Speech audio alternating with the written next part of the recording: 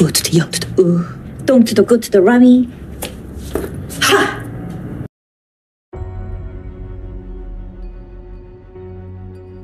Ini adalah kisah tentang seorang mahasiswi tahun terakhir yang disibukkan dengan tesis kelulusan bertema orang hilang.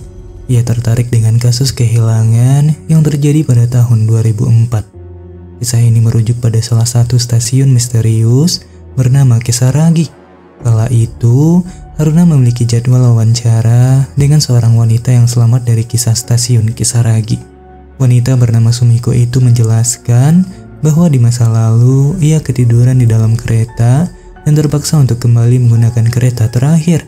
Namun kereta itu justru membawanya ke tempat aneh dan berhenti tepat di sebuah stasiun bernama Kisaragi. Meninggalkan ia, seorang gadis SMA, seorang pria parubaya yang mabuk, juga 3 remaja nakal yang tersesat bersamanya.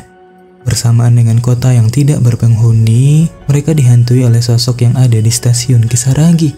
Dimulai dengan seorang remaja yang tiba-tiba mati menggenaskan, juga si pria mabuk yang membengkak dan meledak setelah ia mendengar suara drum mengerikan.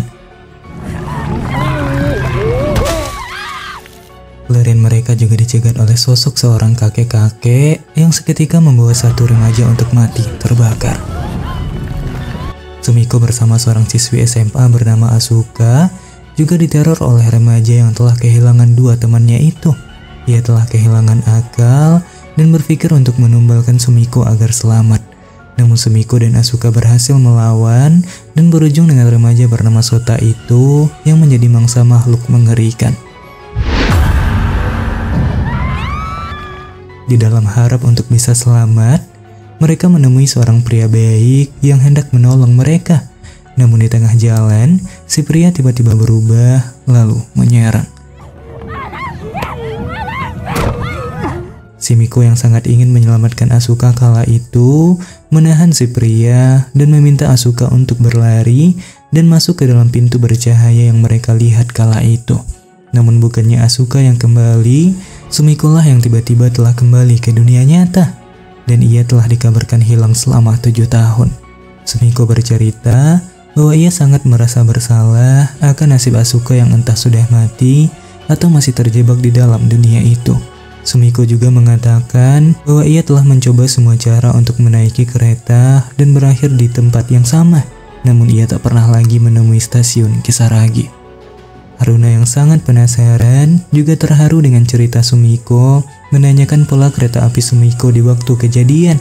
Ia ingin mencoba sekaligus meneliti juga menyelamatkan Asuka yang masih terjebak di stasiun Kisaragi. Pola kereta api itu diam-diam juga didengar oleh anak Sumiko.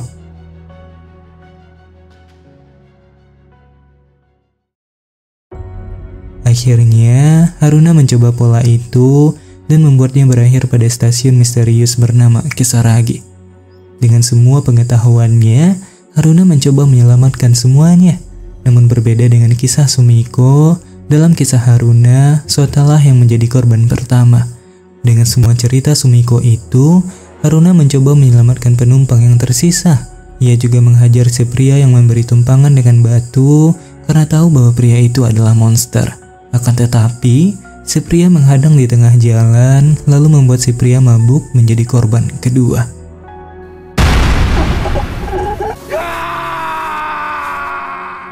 Akhirnya, pelarian Haruna berakhir di sebuah rumah dan mereka tiba-tiba dihadang oleh sosok Sota, pria mabuk juga si sopir, yang akhirnya meninggalkan Asuka dan Haruna menjadi orang yang selamat.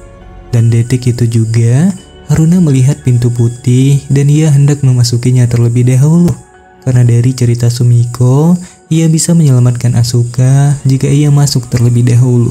Tiba-tiba Asuka diserang yang membuat Haruna terpaksa harus menolongnya dan membuatnya harus menahan si pria. Akhirnya, Haruna kembali meminta Asuka untuk masuk terlebih dahulu.